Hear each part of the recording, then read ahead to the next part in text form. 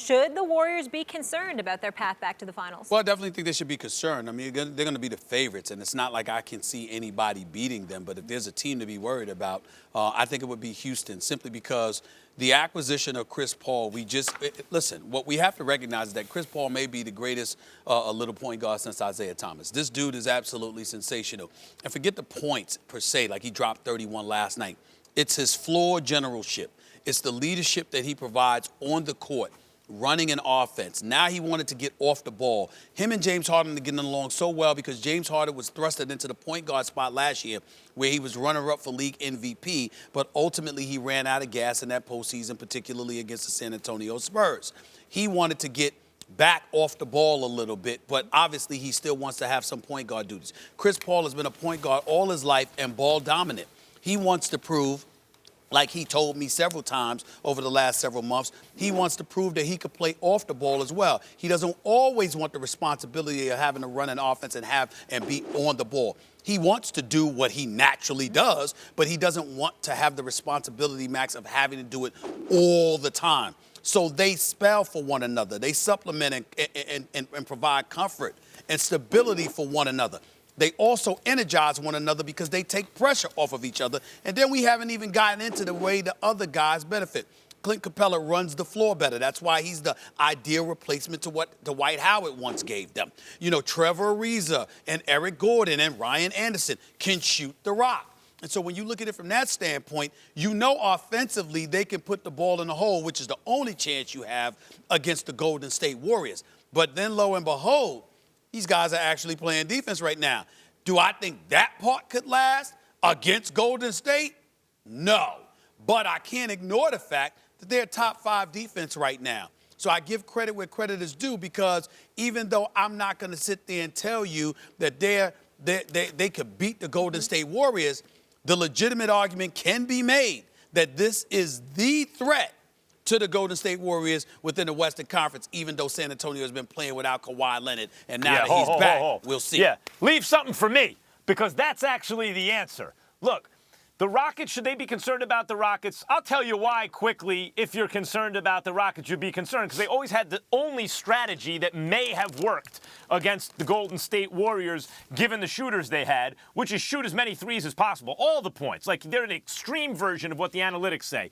Everything in the paint or from three. Everything. And if you have a very talented guy who can run your offense, James Harden, the D'Antoni system, then great. You know, and D'Antoni's doubling down on what he wanted to do in Phoenix, so I always said they had a puncher's chance. What the Rockets did in the offseason is add talent to a strategy that maybe should concern the Warriors. So now they have like a puncher's chance, but where the puncher can also box, because they added Chris Paul.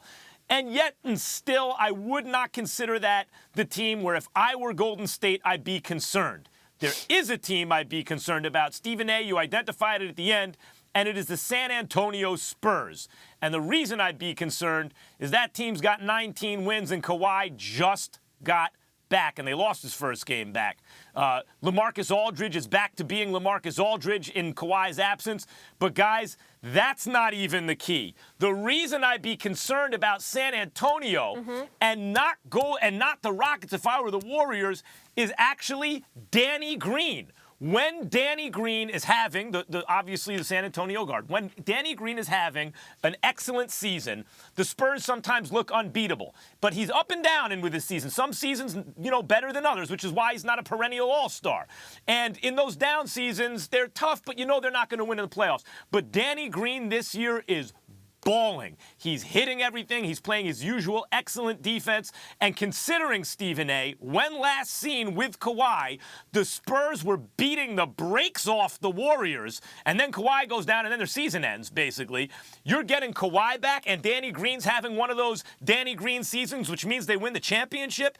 That is the team I'd identify if I were Golden State to say, that's the challenge. Good as the Rockets are, I identified why they're more serious this year than in the past. They ain't going to beat the Warriors. But if someone has a chance to do it, It's going to be San Antonio. Well, let's pump the brakes on Danny Green just a little bit, who I'm very, very fond of, but he's averaging 9 points a game. It's not like he's averaging 19 or 29. Let's just put it in perspective is all I'm asking, number one.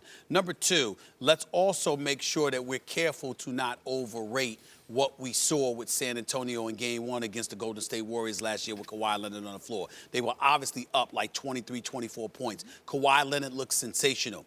But we are talking about the Golden State Warriors here. We have seen this team against many teams literally explode inside of a 5-minute span where, I mean, even though it was against a young Philadelphia 76ers team this year, just to use it as an example, they're down 24 at the half. Forget the fact that they won the game. That's irrelevant. What mattered is that they outscored them 47-14 in the third quarter. And a blitzkrieg just ultimately took place. I'm saying these are the Golden State Warriors. It is entirely plausible that last year in Game 1, even while they were struggling and they were down 20-something, they could have come back and win that game, even if Kawhi Leonard had not gone down. It's the Golden State Warriors. So I'm just saying that we have to look at things from that perspective and understand what really, really gnaws away at them. The ability for teams to score from the perimeter. That, as great as Golden State is defensively, you know, when you can hit perimeter shots, you can hit perimeter shots. San Antonio, they play with precision. They're exceptionally well coached. They play together. All of those things are true. But are you really going to rely on Pau Gasol at this stage? LaMarcus Aldridge is having a damn good season, but it's the regular season. We all know what happens to him most of the time come playoff time. We got to see if this year is going to be different. There's always those questions. And with Houston, you got more answers than questions because you know the personnel they have are guys that you can rely upon in terms of simply hitting shots. Don't you have questions about Houston in the playoffs, too? I do have Harden? it. Yeah, but they can hit shots. And Harden has never had CP3. And think about this.